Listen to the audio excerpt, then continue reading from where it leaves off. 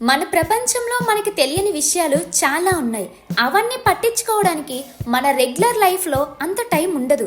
కానీ అప్పుడప్పుడు కొత్త విషయాలు తెలుసుకొని మన బ్రెయిన్కి కూడా ట్రీట్ ఇవ్వాలి. కాబట్టి కొన్ని విషయాలు తెలుసుకుందాం. ఫ్యాక్ట్ నెంబర్ 1, మనందరం నవ్వుతాం, అందులో కొత్త విషయం ఏం లేదు. కానీ మనుషులని ఆడ మగాని డివైడ్ చేసినప్పుడు ఎవరు ఎక్కువ నవ్వుతారు అంటే అమ్మాయిల కంటే అబ్బాయిలే ఎక్కువ నవ్వుతారని పరిశోధనలో తేలింది. అమ్మాయిల కంటే 2 టైమ్స్ ఎక్కువసేపు, కొంతమంది అయితే అమ్మాయిల కంటే 3 టైమ్స్ గట్టిగా నవ్వుతారంట. మీరెలా నవ్వుతారో ఒకసారి సరదాగా కామెంట్ చేయండి. ఫ్యాక్ట్ నెంబర్ 2, ఎవరైనా వాళ్ళలో వాళ్ళు మాట్లాడుకుంటే మనం పిచ్చోళ్ళ చూస్తాం. కానీ వాళ్ళల్లో వాళ్ళు వాళ్ళతో వాళ్ళు మాట్లాడుకునే వాళ్ళకి మిగతా వాళ్ళకంటే ఎక్కువ ఐక్యూ ఉంటుందట. మీతో మీరు ఎప్పుడైనా మాట్లాడుకున్నారా? ఒకసారి ట్రై చేయండి. ఫ్యాక్ట్ నెంబర్ 3, అట్లాంటిక్ ఓషన్ గురించి మనం స్కూల్లో చదువుకున్నాం కదా. అయితే ఆ సముద్రంలో ఒక ప్రత్యేకత ఉంది. ఆ మహాసముద్రంలో ఎన్ని టీ స్పూన్ల వాటర్ ఉందో అంతకంటే ఎక్కువ అణువులు 1 టీ స్పూన్లో ఉన్నాయంట. ఫ్యాక్ట్ నెంబర్ 4, ఈ జనరేషన్లో మనకి పాజిటివ్ కంటే నెగిటివ్ ఆలోచనలే ఎక్కువ వస్తూ ఉంటాయి. అయితే అవి మనం కంట్రోల్ చేసుకోగలం. ఇలా నెగిటివ్ ఆలోచనల్ని మనం కంట్రోల్ చేసుకోలేకపోతే మనం డిప్రెషన్లోకి వెళ్తున్నామని అర్థమంట. సో నెగిటివ్ ఆలోచనలు పక్కన పెట్టి పాజిటివిటీకి స్పేస్ ఇవ్వండి.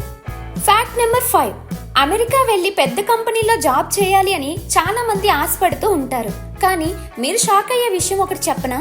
అమెరికాలో రోజుకి 11 మంది ఉద్యోగం చేస్తున్న ప్లేస్లోనే చనిపోతున్నారంట.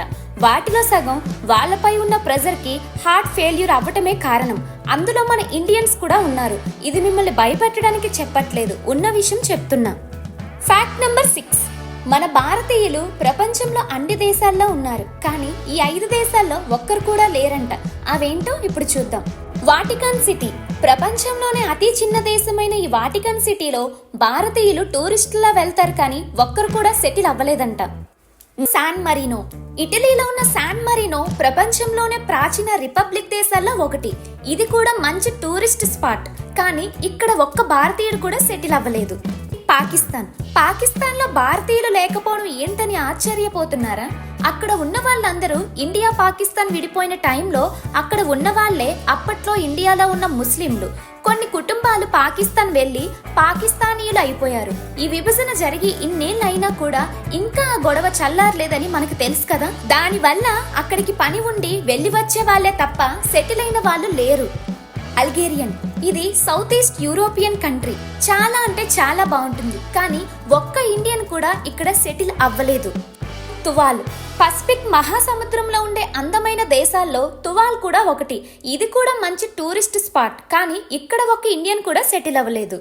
ఫ్యాక్ట్ నెంబర్ 7, ఆంధ్రప్రదేశ్ తెలంగాణ విడిపోయాక ఆంధ్రాకి మొన్నటి వరకు సరైన రాజధాని లేదు అని మనకి తెలుసు కదా.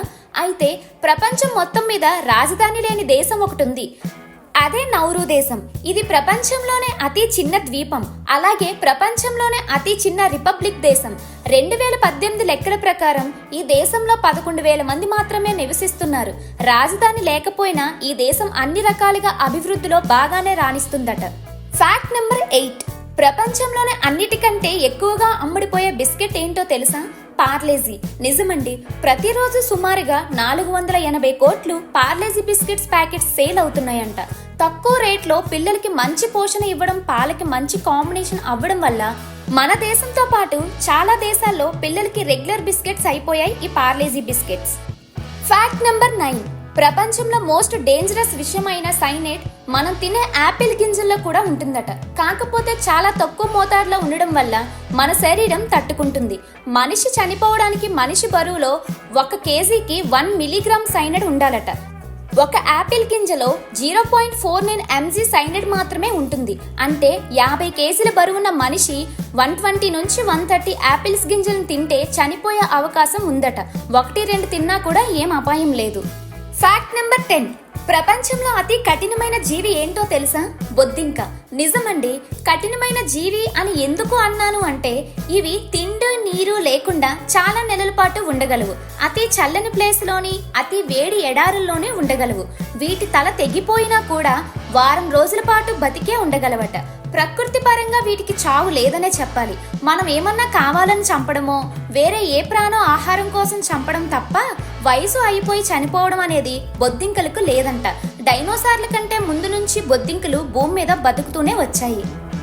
ఇప్పటి వరకు నేను చెప్తున్నవన్నీ ఎంత నిజాలో మీరు నా ఛానల్ని 99% సబ్స్క్రైబ్ చేసుకోకుండా చూస్తున్నారన్నది కూడా అంతే నిజం.